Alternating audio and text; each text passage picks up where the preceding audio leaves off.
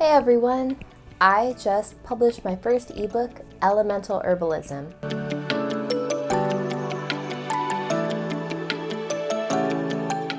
A lot of Eastern herbalism is based on something called the 5-element theory, hence my book title, Elemental Herbalism. So, how do I find out what elemental type I am in the Eastern or Chinese 5-element system? Besides reading my book and taking my quiz, there are a lot of things that you can look at. Let's find out! Water, wood, fire, earth, and metal are how the Chinese in ancient times kind of categorized states of being, constitutions of people's physicality and personality. It's just a really handy way to kind of figure yourself out and learn about yourself and your tendencies, your preferences, and your innate natural needs. The 5 elements are really similar to the Mediterranean 4-element system that you may know of, but the definitions are a little different because it's a different place and a different tradition. Basically, elements will have different definitions depending on what culture and climate you're from. And I find the Chinese 5-element system really useful because it's based mostly off of their 5 seasons. And where I live in the Pacific Northwest in America also has kind of 5 distinct seasons. 5-element theory is not the same as astrology because it's not based off of when you were born or anything like that. It's something that you observe in yourself. It requires you to be really objective about your tendencies and your ways of being, how you interact with the world and how you react to things, whether it's food, people, your relationship with work, your relationship with yourself, so many factors. This is sounding a little serious, but the 5-element system is actually so much fun to talk about it with your friends, ooh, do you think I'm a metal type or a fire type? And you can kind of talk shit about each other and in a teasing, helpful way. I'm just teasing. What do the elements say about you specifically? So first we're going to talk about water. And water is the part of you that is most concerned with surviving, thriving, and understanding yourself. I call people who are water dominant the kind of CEO philosopher type. People who are water dominant tend to be introspective. It doesn't mean that they're introverted, it just means that they spend a lot of their time looking inward. They're trying to understand where they fit in the world, what they can control, and what they can make, basically. Waters are capable when in balance and fearful when out of balance. Think your root chakra, your kidneys and adrenals, and basically how grounded you are, how based in reality you are. That's your water element. My favorite water herb is ashwagandha, the herb that gives you the strength of horses. It's an adaptogenic herb, which we call tonic herbs, that mitigate your stress response and strengthen deep aspects of yourself. Adaptogens like ashwagandha can feed your genetic qi, which we call jing, and make you more fertile on a deep cellular level. Can really help kind of lower your cortisol response, which is the stress hormone. Stop putting so much pressure on me! So next we have wood element. This is the element that rules your free movement and your growth. Wood dominant people enjoy achievement and competition. They are great team players when in balance, but can tend towards frustration and irritability when out of balance. And this anger that comes up with the wood element, it's obvious when it's outwardly directed. We all have someone in our life who has road rage or is always complaining about their coworkers and just all tensed up or whatever. But it is harder to see a wood element imbalance if they take all that frustration and stagnant energy and redirect it inward at themselves. In Chinese medicine, the wood element is related to your liver, which rules all of the qi movement in your body.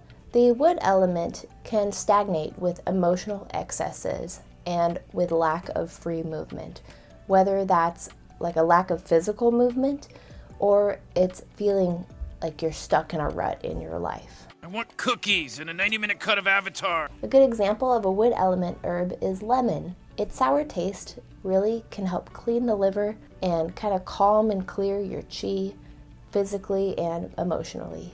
The sour taste itself can stimulate bile production in the liver and bile release of the gallbladder. We all need a little help with our liver and gallbladder, whether or not we're a wood element person. So next we have the fire element. And fire is all about relationships, connection, and duality, having a distinct individuality about you and how you relate to other people. Fire types are entertaining and inspiring when in balance, natural leaders and entertainers.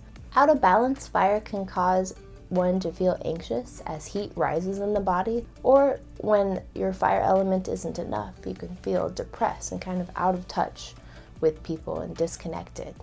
Fire is really related to the heart and to love, whether that's romantic love, love for your family and people around you, love for yourself, love for the whole world, and how we can often feel cut off from that love and passion. What do you normally do when I'm gone? Wait for you to get back. The fire element rules the circulation of our blood and therefore the life force energy that courses through our body. Cinnamon is a really great fire herb that increases blood circulation and disperses chi out to our fingertips and out to like the farthest aspects of our body. And that circulation can heal really old wounds. It can regulate the heart and nervous system and basically help you feel more alive. Other fire element herbs either have a very calming effect on the heart and spirit, or they have a mildly stimulating effect with a bitter taste. The earth element is next.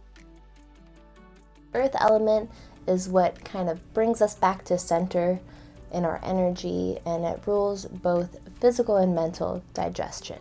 Earth element people are really good at balancing information and energy from the heaven and the earth and bringing it home, and they can be very practical and generous and kind. They often have a deep love of nature.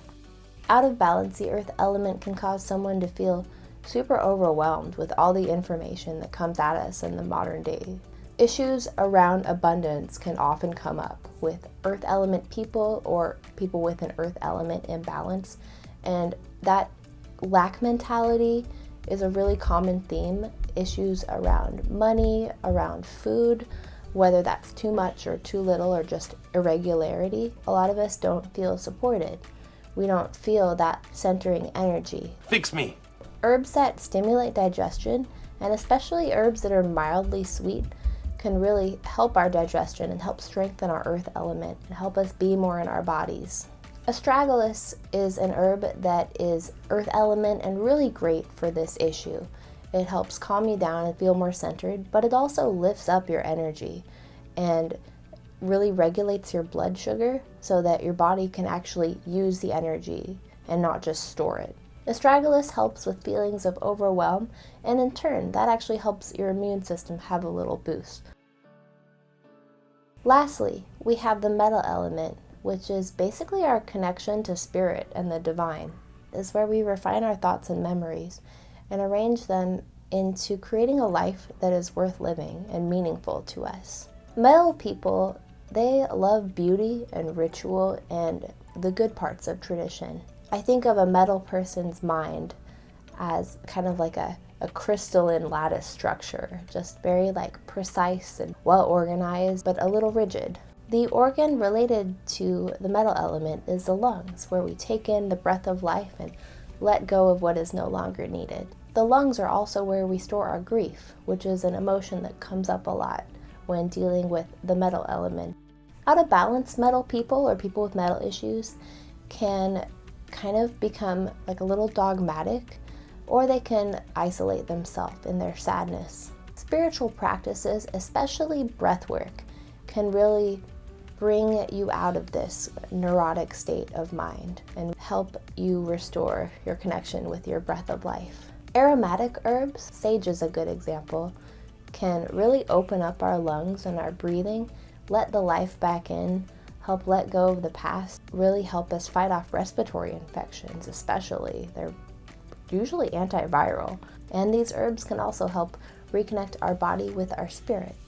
In fact, the entire mint family, of which sage is a part of, has those really volatile, smelly oils that open our lungs and really help us like feel alive again. I'm alive! Can you believe it? It's a miracle! Herbs do not act like traditional drugs. They do not usually only have one major effect on the body. They work synergistically with a lot of complementary effects. It's really rare that an herb will only benefit one organ system or one element that we're talking about. For example, goji berries or wolfberries, they are known for having a lot of vitamin C. They're very sweet and very nourishing, and so you could classify them as earth element, but their most profound effect is actually on the eyes and the liver. There's a lot of wiggle room in classifying what herbs are which element. Just look for the main actions of herbs and think about, what do I need most out of the plant medicine I experiment with, and what herb can hit all those bases for me. In the same way, people are also really multifaceted. It's rare to meet somebody who is only metal type. I'm sure they exist. Most of us lean one way, and maybe we have one or two subgenres, like you're primarily earth and you have some secondary fire characteristics, or you're primary water with some wood characteristics. Oftentimes these traits will run in families, but it's not always the case. Your elemental constitution is pretty evident and noticeable from early childhood, but it can change in times of great stress. Some of us find that we really showed our true nature in early life, then changed, and then when we do a lot of inner child healing work, we kind of come back to our natural personality. I'm back. The quiz section of my book Elemental Herbalism is a really important first step to you finding what elemental type you most identify with. The element that you figure out that you are from that quiz may not be what you expect at all. We're complex creatures as human beings. The best way forward is to understand yourself more and find those places where you're feeling out of balance in one way or another. If you often feel stagnant or annoyed, you can focus on the wood element. Whether or not you ultimately identify with the wood element, you can still really help heal by taking liver-soothing herbs, gentle cleanses, and doing a lot of relaxing motion. I'm just gonna stay angry. I find that relaxes me. Are you feeling drained? Like no amount of sleep will ever be enough? Well, then you can work on your water element. You can cultivate that sense of stillness and strength. You can use tonic herbs. You can even take some time away for yourself and make sure you have enough alone time for introspection so you can feel safe and in control of your life again. This is a safe space. Every element has its strengths and its challenges, and whatever you end up figuring out that you identify the most with, there are going to be good and bad parts of that. It's also really important to realize that you are not just one or two elements. You may not recognize some like earth aspects of yourself because you have dominance in other elements, but you should still learn from the earth archetype. You are all of these things held in a harmonious balance. I hope that you check my book out so that you can find out more about yourself. I have included 25 entire herbal monographs, which are like detailed descriptions of individual herbs and how to use them. There are 5 herbs for each elemental type that can really help bring that element into balance. Here are the links to check that out down in the bio, and thank you guys again for always supporting my work. And if you have further questions, feel free to comment down below. I will be back with another video soon. Alright, take care guys, bye!